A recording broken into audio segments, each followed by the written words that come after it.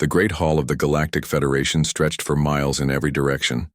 Crystal walls caught the light from 3 different suns and threw rainbows across the polished floor.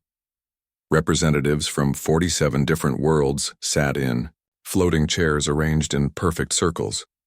Each alien species looked different, but they all shared one thing. They had ruled the galaxy for thousands of years. Elder Vorthak stood in the center of the hall. His ancient body moved slowly as he walked to the speaking platform. The other beings in the room barely looked at him. Most thought he was just a relic from the old days, telling stories that no one cared about anymore. Vorthak's people had once been the masters of this galaxy. That was so long ago that most species had forgotten they ever existed. Now only he remained, living in the shadows, watching the younger races make the same mistakes his people had made. "I have something important to tell you," Vorthak said. His voice was quiet, but it carried clearly through the hall. "There is a new species on the outer rim. They call themselves humans." A few of the representatives looked up from their data tablets. Most continued their private conversations. Commander Hayuk of the Zentari Empire rolled his 4 eyes and made a sound that meant boredom in his language. "These humans are not like the other species we have discovered," Vorthak continued. "They are dangerous in ways you cannot imagine." Ambassador Nari from the Delian Collective smiled politely. Her people were known for being peaceful and wise. Respected elder, every new species seems dangerous at first. Once they understand how our galaxy works, they always find their proper place. "No," Vorthak said, shaking his head. "You do not understand. My people studied the humans long ago, before we chose to hide from the galaxy. They have something that makes them different from every other species we have ever encountered." "What could make them so special?" asked Representative Jiho from the Cathara worlds. "Our reports say they have barely learned to travel between stars. Their ships are crude, their weapons are simple. They have not even left their local area of space." Vorthak's old eyes looked directly at Jiho. "They cannot be stopped." The hall fell silent for a moment. Then several representatives began to laugh. The sound echoed off the crystal walls like breaking glass. "Elder Vorthak," said Commander Hyuk, standing up from his floating chair. "With respect, I think your age is affecting your judgment. My fleet has ships that could destroy their entire civilization in a single day. How exactly could they not be stopped?" Vorthak had expected this reaction. He had lived through it before with his own people millions of years ago. "You think in terms of ships and weapons and technology, but humans do not fight the way you fight. They do not think the way you think." "Then how do they think?" asked Captain Do-hyun, the only representative who seemed truly interested in what the elder was saying. "They think that defeat is temporary," Vorthak replied. "They think that any problem can be solved if they just try hard enough. They think that giving up is worse than dying." Another wave of laughter rippled through the hall. Ambassador Nari held up her hand for quiet. "Elder, surely you exaggerate. All species value survival above pride. Not humans." Vorthak's voice grew stronger. "I have seen the records my people kept. Humans will fight battles they cannot win. They will charge into situations where death is certain. They will sacrifice themselves for ideas that exist only in their minds." "That sounds like stupidity, not danger," said Commander Hayuk. "My people thought the same thing," Vorthak said quietly. "We were the most advanced civilization in the galaxy. Our technology was beyond anything that exists today. Our empire covered millions of worlds. We thought we were invincible." He paused and looked around the hall. "We discovered humans when they were even more primitive than they are now. They had not even learned to fly between planets. We decided to guide them, to teach them their place in the natural order of things." "What happened?" asked Captain Do-hyun. "They refused to learn." Vorthak's voice carried the weight of ancient memory. "Every time we defeated them, they came back, stronger. Every time we destroyed their ships, they built better ones. Every time we captured their worlds, they found new ones." The hall was completely quiet now. Even the representatives who had been laughing were listening. "We tried everything," Vorthak continued. We offered them partnership as junior members of our empire. They said no. We threatened them with destruction. They prepared for war. We demonstrated our superior technology. They studied it and found ways to turn it against us. But surely, said Ambassador Nari, reason eventually prevailed? Vorthak laughed, but there was no humor in the sound. Reason? Humans do not care about reason when it conflicts with what they want. We spent 3,000 years trying to make them understand that resistance was futile. They spent 3,000 years proving us wrong. You cannot be serious, said Representative Jiho. No species could stand against an advanced galactic empire for 3,000 years. Not only did they stand against us, Vorthak said, they eventually drove us from the galaxy, not through superior technology or greater numbers, but through something we had never encountered before, the absolute refusal to accept defeat. The silence in the hall was now complete. Even the background hum of the station's system seemed muted. We destroyed their homeworld, Vorthak said. They built new homes on 100 other worlds. We poisoned their colonies. They learned to clean the poison and made the worlds livable again. We hunted them across the galaxy. They turned our own hunting tactics against us and began hunting us. Commander Hayek's face had changed color. In his species, that meant fear. What did they do to your people? Nothing, Vorthak said. That was the strangest part. When they finally had the power to destroy us, they offered us peace. They said, we could live in any part of the galaxy we wanted as long as we stopped trying to control them. And you accepted? Asked Captain Do-Yun. My people were exhausted, Vorthak replied. We had been fighting for so long that we had forgotten why. We started. We took their offer and retreated to the dark spaces between the stars. Most of us eventually died out. Only a few of us remained to watch and remember. If this really happened, said Ambassador Nari, why have we never heard of it? Where are the records? Where is the evidence? Humans do not keep trophies of their victories, Vorthak said. They do not build monuments to their conquests. Once they won, they simply continued doing what they had always done, exploring, growing, expanding. They moved on to other parts of the galaxy and left us in peace.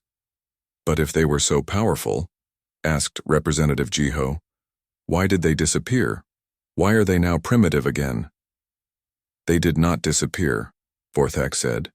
They moved beyond this galaxy. They found new frontiers to explore, new challenges to face. The humans you have discovered now are their descendants, returned after millions of years to reclaim their ancient territory. The representatives looked at each other with uncertainty. The story was impossible to believe, but something in the elder's voice made it hard to dismiss. Even if this is true, said Commander Hayek, these modern humans are not the same as their ancestors. Our reports show they are weak, divided, technologically backward. They seem weak because they have not yet been challenged, Vorthak replied. But watch what happens when someone tries to stop them. Watch what happens when someone tells them they cannot do something they want to do. What exactly are you asking us to do? Asked Captain Do-Hyun. Nothing, Vorthak said. I am not asking you to do anything. I am simply warning you about what will happen if you try to treat them like every other species we have encountered. And what will happen? Asked Ambassador E. Nari. Vorthak looked at each representative in turn. You will try to guide them. They will refuse your guidance. You will try to force them into the patterns that work for other species. They will break those patterns.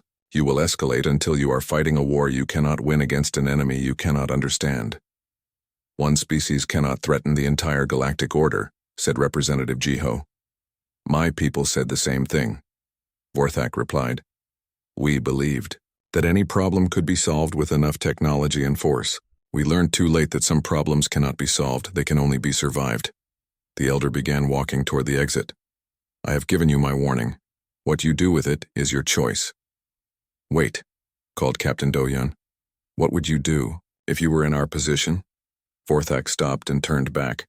I would leave them alone. I would let them expand and explore as they wish. I would trade with them, learn from them, even befriend them. But I would never, ever try to control them. And if we cannot accept that, asked Commander Hayek, then you will learn the same lesson my people learned, Forthax said. You will discover that some species cannot be stopped, cannot be contained, cannot be defeated. You will learn that humanity's greatest strength is not their technology or their numbers or their weapons. What is their greatest strength? Asked Ambassador Nari. Forthax's ancient eyes held sadness and something that might have been respect. They do not know how to give up. They do not understand that some battles cannot be won. They think that every problem has a solution, and they will keep trying until they find it. He paused at the exit. My people ruled this galaxy for millions of years. We thought we knew every T. The warning signals came too late. Captain Do-hyun stared at the display screen on the bridge of his ship, the Harmony's voice. The massive Federation vessel hung in space near the edge of the Kepler 442 system, waiting for humanity's response to their first official contact message. 3 hours had passed since they had transmitted the standard greeting to the human exploration ship. The Soul's Dream was small compared to the Federation vessel, barely 200 meters long and clearly built for function rather than elegance.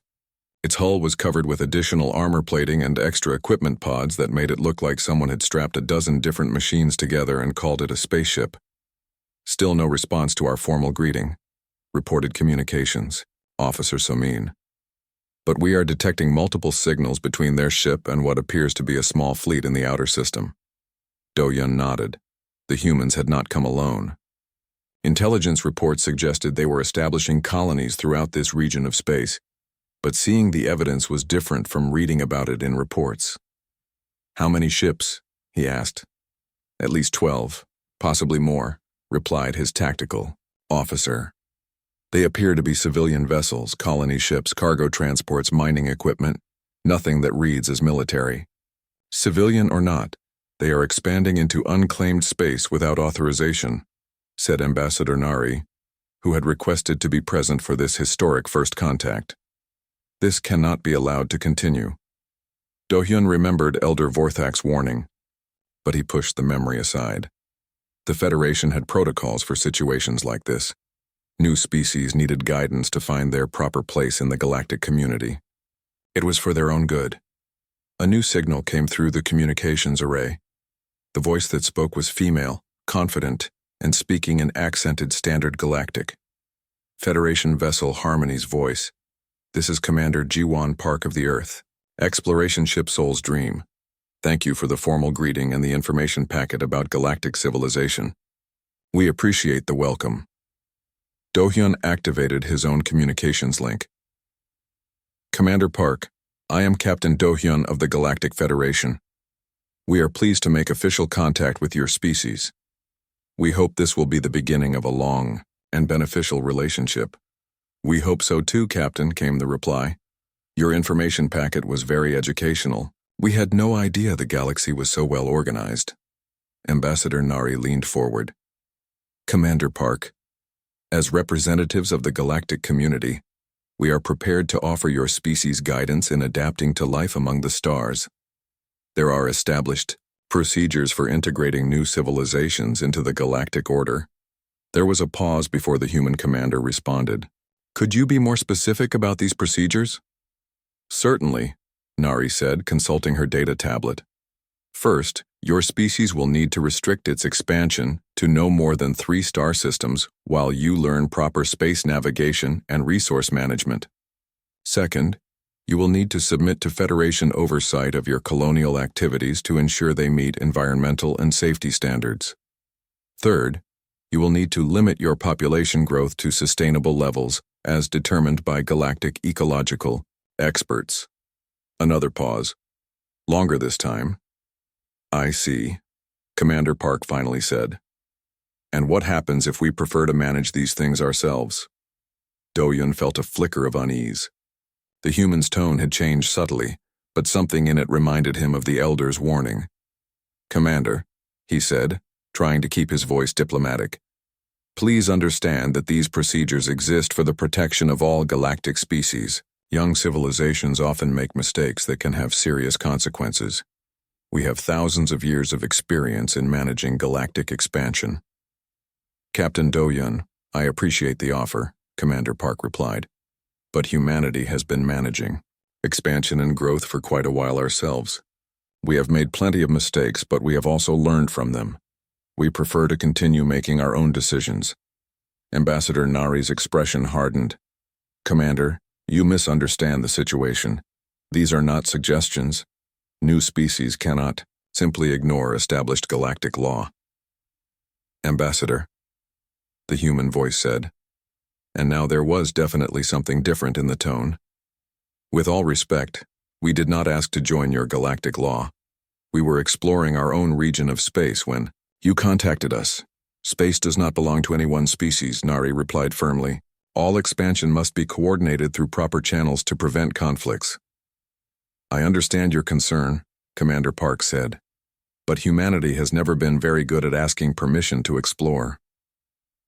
The communications link went quiet.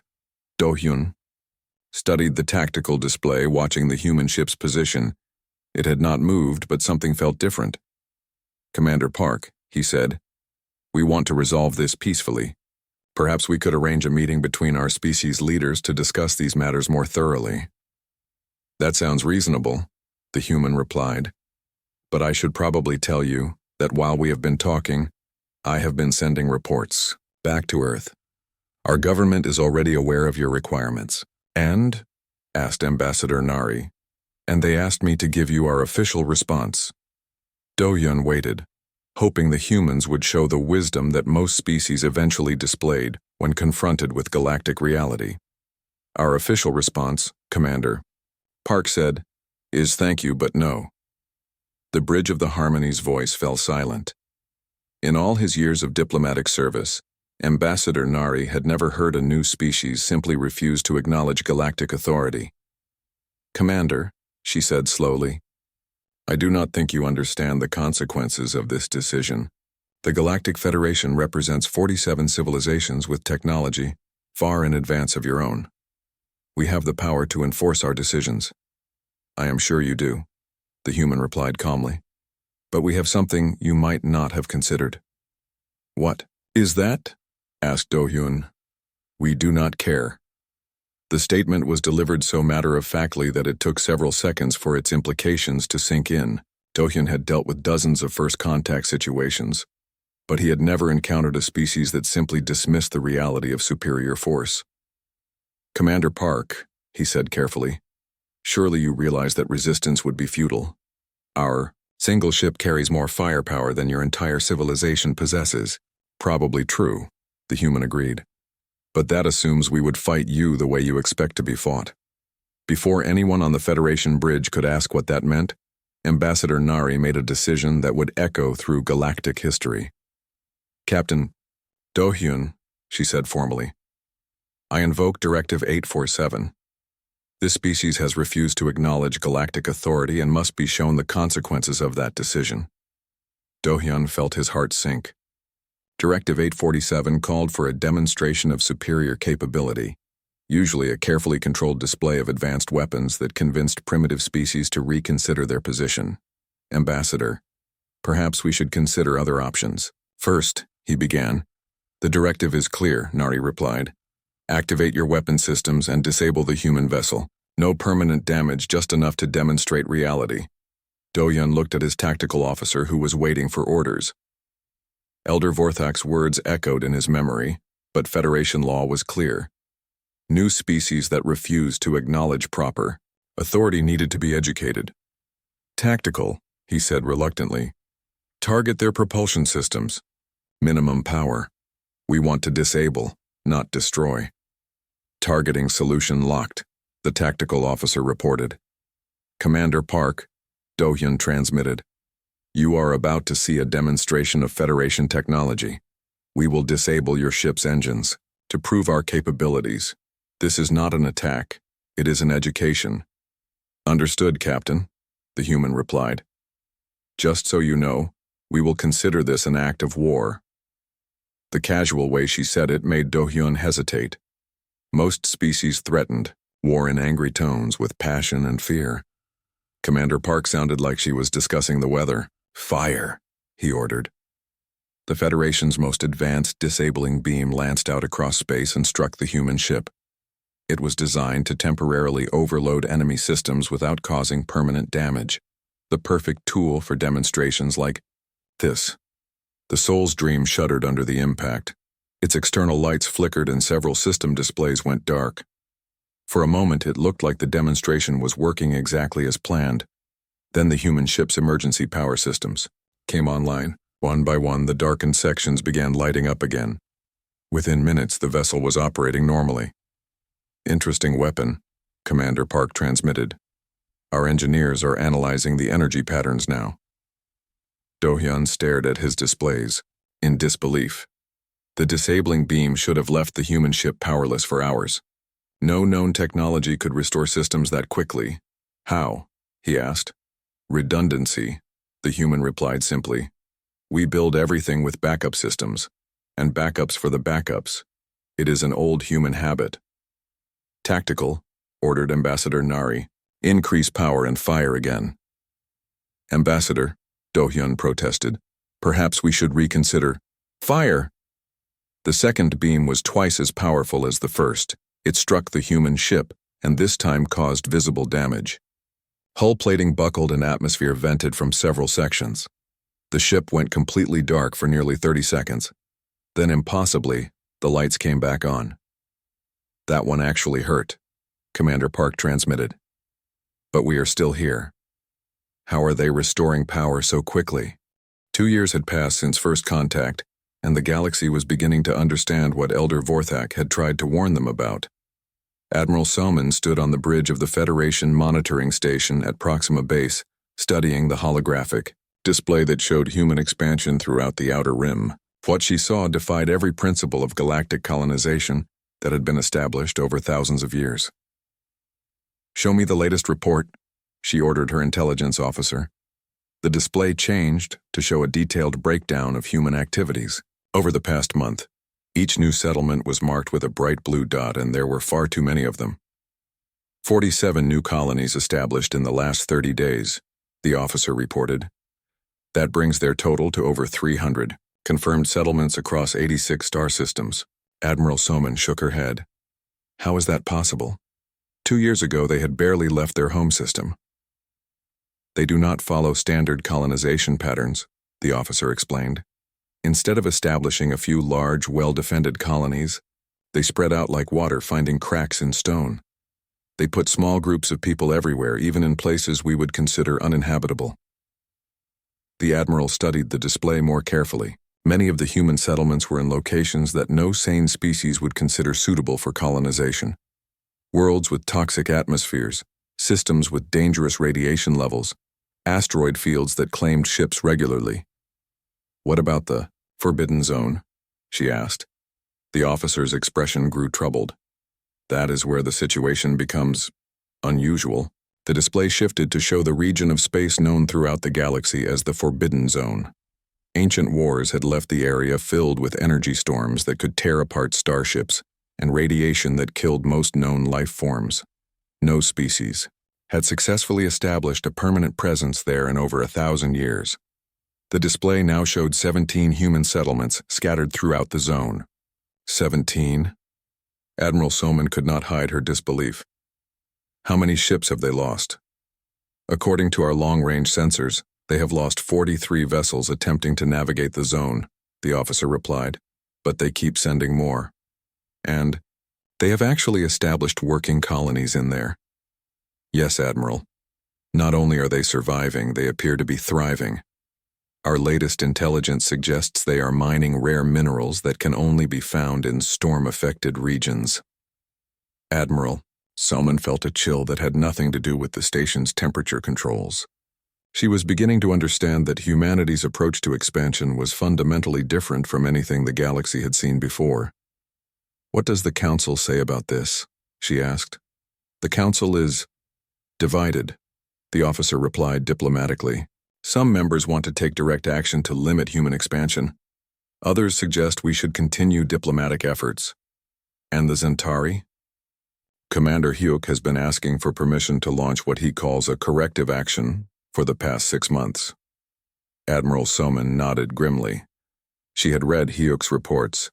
The Zentari Empire prided itself on military efficiency and proper order. The sight of humans spreading chaos throughout what had been a well-organized sector of space was driving their leadership to distraction. Has the Council made a decision? As of this morning, yes. Commander Hyuk has been authorized to remove human settlements from the Forbidden Zone. The operation is designated as a police action to restore proper safety protocols. Admiral Soman studied the tactical display showing Zentari fleet movements. 50 warships were converging on the Forbidden Zone, more than enough firepower to eliminate every human settlement in the region. When do they begin? She asked.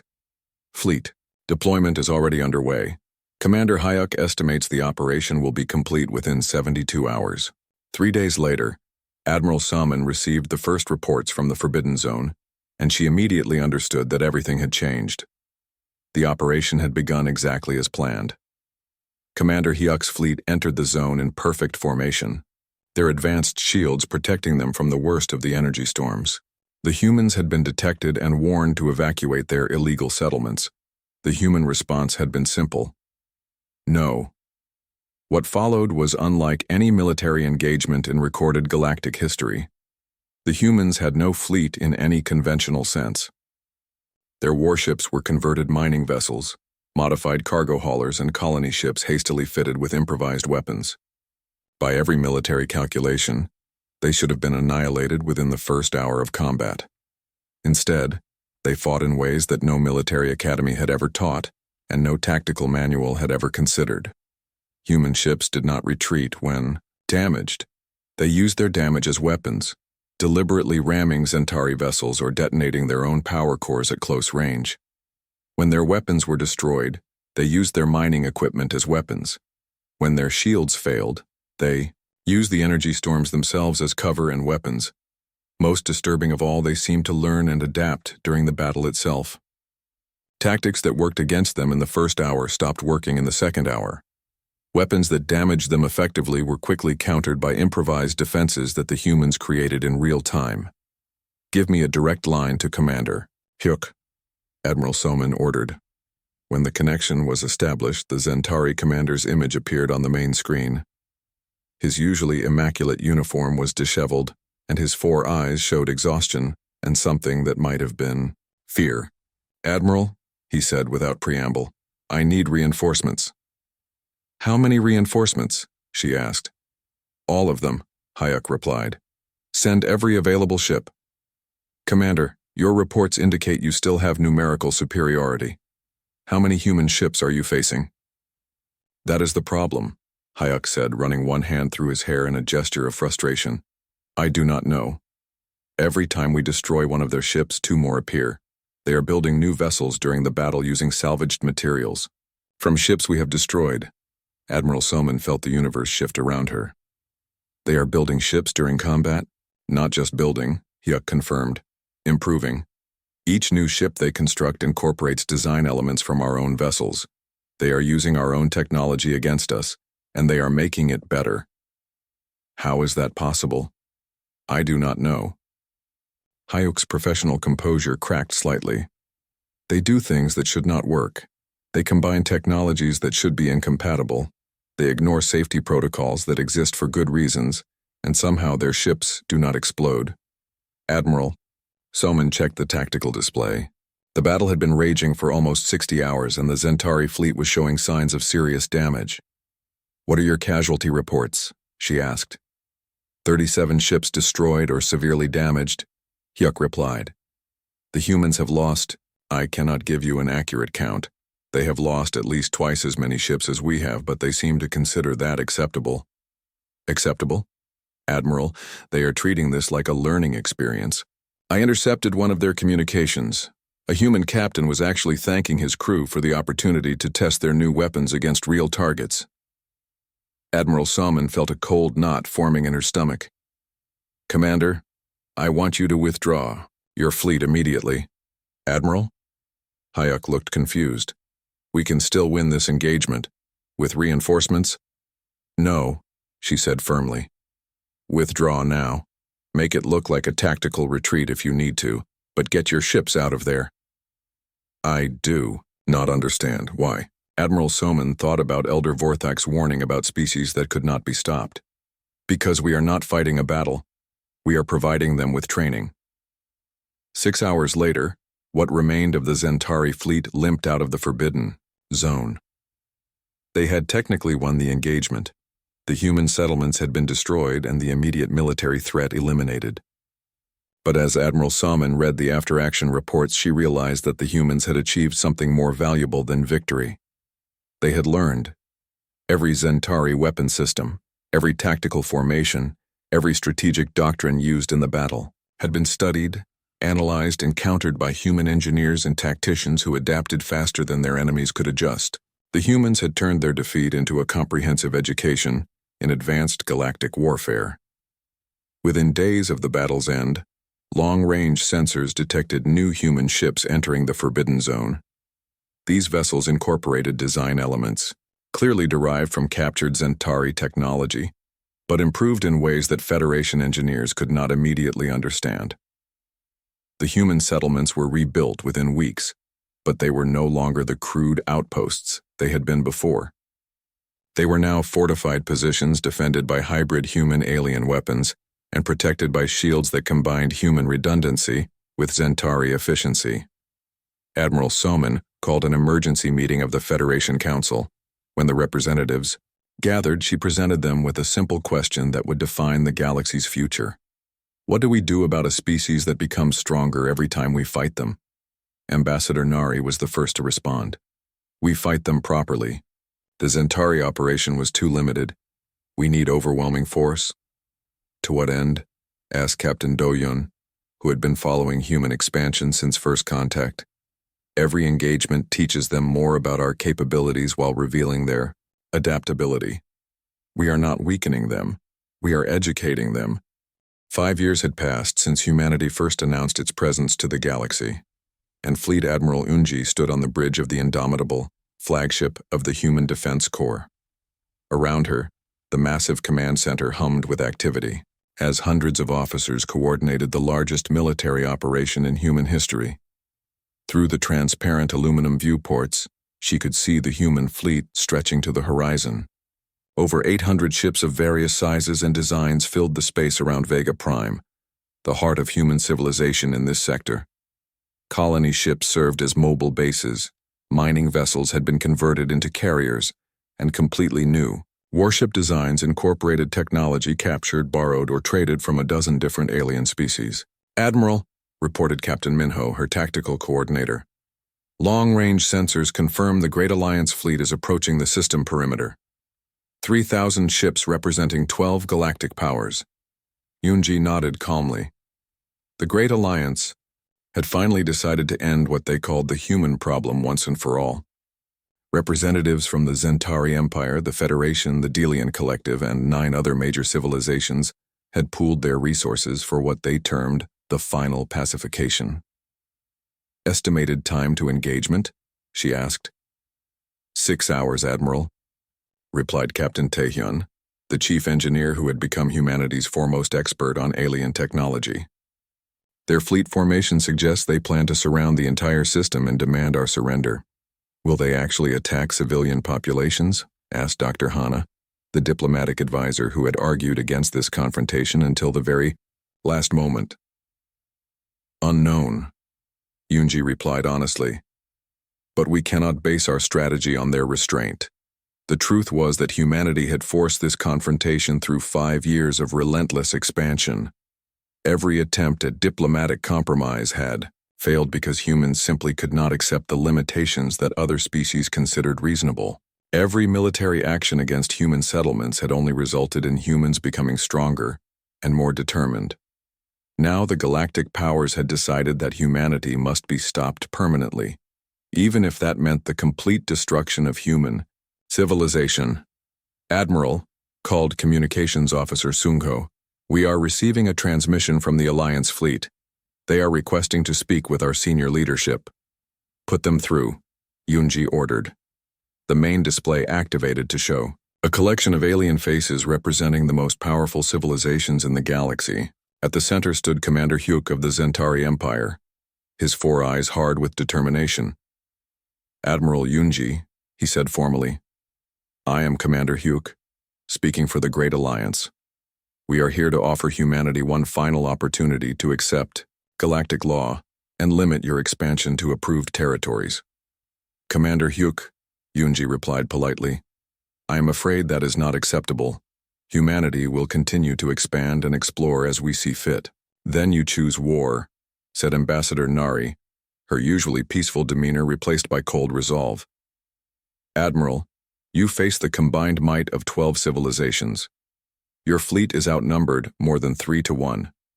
We offer you the chance to surrender, with honor and preserve your people's lives.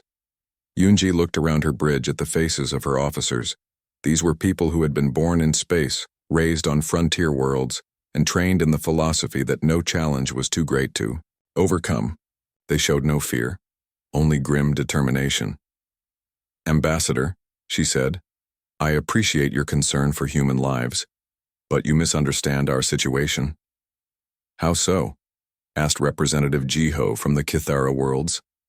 You see this as a battle between your 3,000 ships and our 800, Yunji explained, but that is not what this is. Then what is it? Demanded Commander Hayuk.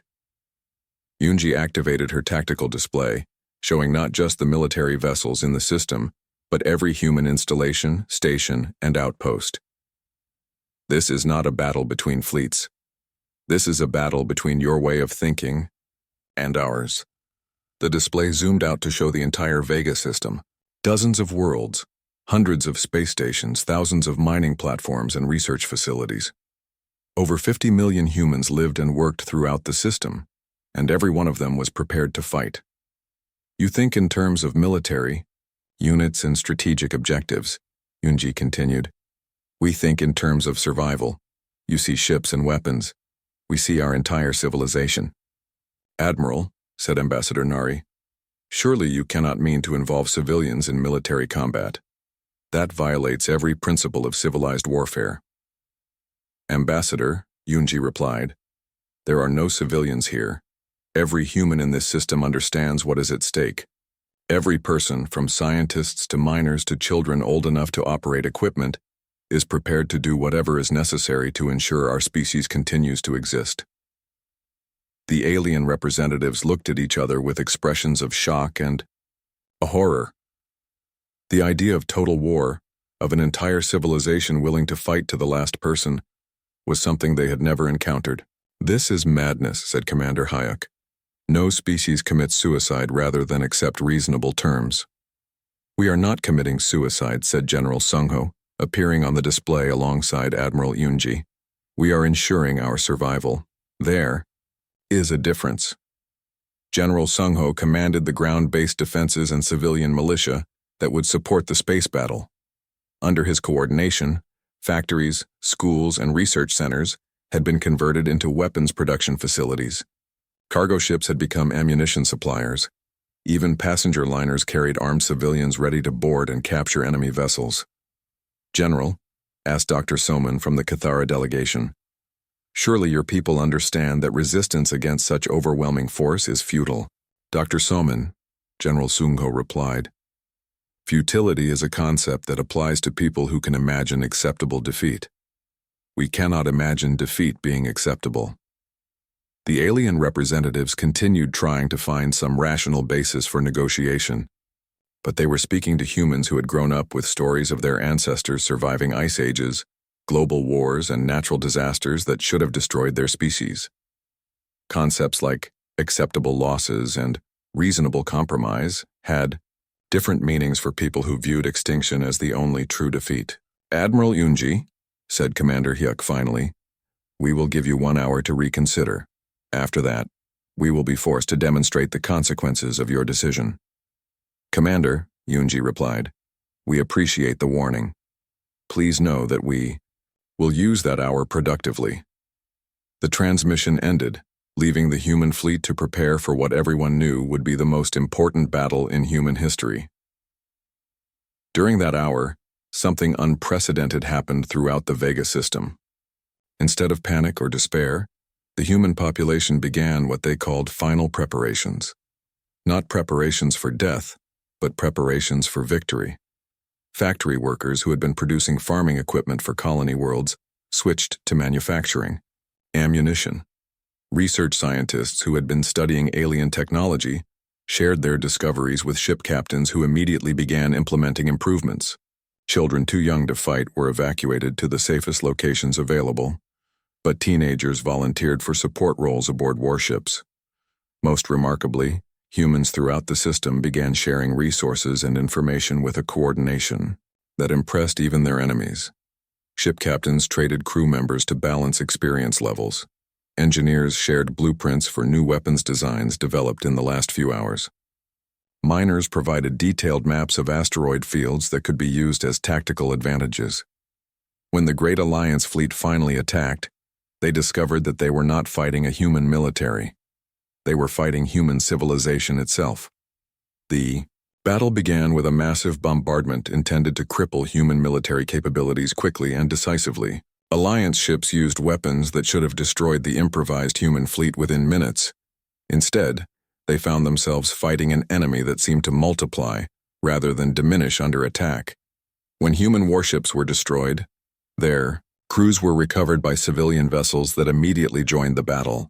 When human space stations were damaged, their inhabitants used the wreckage as weapons platforms and ammunition depots. Most disturbing of all, the humans continued to learn and adapt throughout the battle. Alliance tactical doctrines that worked in the first hour were useless by the second hour. Weapons that successfully destroyed human ships in the morning were being countered by improved defenses in the afternoon. The battle raged for 3 weeks. The Alliance fleet had been designed for quick, decisive engagements that would end with enemy surrender or destruction. They were not prepared for a war of attrition against an enemy that seemed to view casualties as learning experiences rather than defeats. Human losses were enormous. Over half their ships were destroyed, and civilian casualties numbered in the millions. But the humans treated each loss as information to be used for improvement rather than as reason for despair. Alliance losses were also severe, but more importantly, their morale began to crack. Soldiers who had expected a brief police action found themselves trapped in an endless grinding war against people who seemed incapable of recognizing when they were beaten. On the 21st day of the battle, something happened that would be remembered throughout galactic history. Admiral Yunji, broadcasting from 10 years had passed since the Great Alliance learned that humanity could not be stopped, and the galaxy had become a very different place. President Hana Kim stood on the observation deck of the New Horizon, humanity's newest exploration vessel, watching the ceremony taking place in the space around them. Representatives from over 30 species floated in specialized diplomatic pods, gathering to witness the signing of the Galactic Cooperation Accord. This was not the same as the old Federation. The Federation had been built on the idea that older, more advanced species should guide younger ones. The Cooperation Accord was based on humanity's radical proposition that every species should be free to grow and explore according to their own nature. President Kim, said Admiral Unji, approaching from the command section of the ship, "The ceremony is ready to begin. Are you prepared for your address?" Hana nodded, though she felt the weight of history on her shoulders. 10 years ago, humanity had been a small, primitive species struggling to survive its first contact with galactic civilization. Now they were helping to reshape that civilization entirely. "Any word from Elder Vorthak?" she asked. "He sent a message this morning," Yunji replied, consulting her data tablet. "He said he was proud to see that this time might be different. He also said he was curious to see what humans would do with success." Hana understood the implications of that statement. Elder Vorthak had watched his own people rise to galactic dominance only to eventually stagnate and decline. The question now was whether humanity would follow the same pattern. "Status report on the expansion fleets?" she asked. "Fleet Group 7 discovered 3 new habitable systems last month," Yunji reported. "Fleet Group 12 made contact with 2 previously unknown species. Both groups report that the Alliance systems are working well. The Alliance systems were humanity's answer to the old problem of galactic expansion. Instead of claiming territory and excluding others, human exploration fleets invited other species to join them in settling new regions. The result was mixed colonies, where different species contributed their unique abilities to shared projects. Any problems? The usual ones, Yunji said with a slight smile.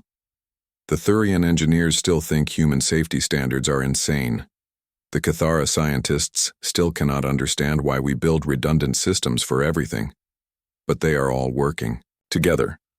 Hana walked to the viewing port and looked out at the assembled diplomatic vessels. Each ship represented a species that had chosen to join humanity's vision of galactic expansion over the old Federation's model of controlled growth. It had not been an easy transition. The old powers, the Zentari Empire, the Delian Collective, and others, had initially resisted the changes. But they had learned what Elder Vorthak had tried to tell them. Fighting humanity only made humanity stronger. President, called Communications Officer June, Elder Vorthak is requesting a private channel before the ceremony begins. Put him through, Hana said.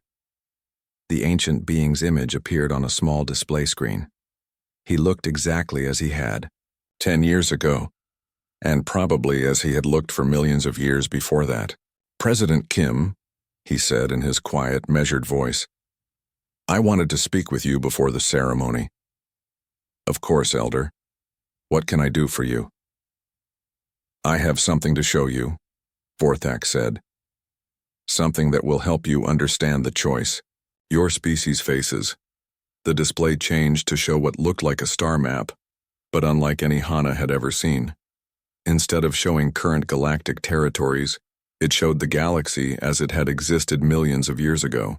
This was the galaxy during the height of my people's empire, Vorthak explained. We controlled over 500,000 star systems. Our technology was beyond anything that exists today. We thought we had achieved perfection. The map shifted, showing the same region of space but at a later time. The vast empire had shrunk to a small cluster of systems. This was our empire 500,000 years later. Vorthak continued. We had become comfortable. We had stopped exploring. We had stopped growing. We had stopped challenging ourselves. What happened? Hana asked. We became civilized, Vorthak replied with something that might have been bitter amusement. We decided that we had learned everything worth learning, discovered everything worth discovering, achieved everything worth achieving. We turned inward and focused on maintaining what we had instead of seeking what we might become. The display showed a third image, the galaxy as it existed today. The region that had once held Vorthak's mighty empire was now empty space with only a few scattered outposts marking where the greatest civilization in galactic history had once flourished. Elder, Hana said carefully, are you warning us that this is humanity's future? I am showing you humanity's choice, Vorthak corrected. Every species that becomes dominant eventually faces the same decision. They can continue growing, expanding, challenging themselves, and risk the chaos and conflict that growth brings. Or they can choose safety, stability, and the gradual decline into irrelevance. Hana studied the images, understanding the implications. What do you think we should choose? That is not for me to decide, Vorthak said. But I will tell you this. In all my millions of years of existence, I have never seen a species face this choice and choose to keep growing. The temptation of safety and comfort eventually wins, even for humans. Especially for humans, Vorthak replied.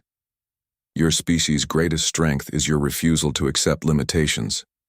But success creates its own limitations. Prosperity makes risk-taking seem unnecessary. Achievement makes further achievement seem unimportant. The ceremony began before Hana could respond. But Vorthak's words stayed with her as she watched the representatives of 30 species formally agree to the new galactic order. Commander Hayuk, former enemy and now close ally, spoke for the military alliance that had replaced the old Federation peacekeeping forces. We have learned that strength comes not from control, but from cooperation. Not from domination, but from partnership. Ambassador Nari, representing the diplomatic corps, announced the opening of new trade routes and exploration partnerships that would have been impossible under the old system. The galaxy is vast enough for all of us to grow, but it was the message from Captain June commanding the exploration vessel Endless Journey that truly captured what humanity had brought to galactic civilization. Today, we sign agreements that will let us explore together. Her voice came through the communications array from the edge of known space. But I want to tell you about something we discovered yesterday that makes these agreements even more important. The display screens throughout the diplomatic gathering showed an image that made everyone present fall silent. It was a photograph of another galaxy, its spiral arms clearly visible against the darkness of intergalactic space. We have confirmed the existence of a neighboring galaxy that appears to contain billions of habitable systems, Captain June continued. Our preliminary surveys suggest it may be home to civilizations as advanced as our own. The implications were staggering. For all their conflicts over territory and expansion, the known galaxy was just one small part of a universe filled with infinite possibilities. This discovery changes everything, President Hana said, addressing the assembled representatives. We are not just signing agreements about how to share our galaxy. We are deciding what kind of civilization we want to be when we encounter others. Over the next several hours, the cooperation accord was formally signed by representatives of 37 species. The agreement established principles that would have seemed impossible just 10 years earlier: unrestricted exploration, voluntary cooperation, and shared benefits from all discoveries. But as the ceremony concluded and the diplomatic vessels began departing, Hana found herself thinking about Elder Vorthak's warning. Would humanity and its allies maintain their drive to explore and grow, or would they eventually become comfortable with their achievements? The answer came sooner than anyone expected. 6 months after the signing ceremony, Captain June's exploration fleet made contact with the first civilization from the neighboring galaxy. The newcomers called themselves the Eternal Collective, and they had been observing the local galaxy for thousands of years. Their first message to humanity was both congratulations and challenge. We have watched your species grow from primitive beginners to galactic explorers in just 10 years. We are curious to see if you can maintain that growth rate when faced with challenges that go beyond anything your galaxy has experienced. The Eternal Collective offered humanity and its allies something unprecedented: the chance to explore not just new star systems, but an entirely new galaxy filled with civilizations that had been developing for millions of years, longer than any species in the local galaxy. The offer came with a warning. The intergalactic frontier would be far more dangerous than anything humanity had encountered. Species would be lost. Entire expeditions might disappear. The comfortable safety that the local galaxy was beginning to provide would be replaced by risks that could threaten the survival of any civilization. President Hana called an emergency session of the Cooperation Council to discuss humanity's response. Representatives from all allied species gathered to debate whether they should accept the collective's offer or focus on stabilizing their achievements in the local galaxy.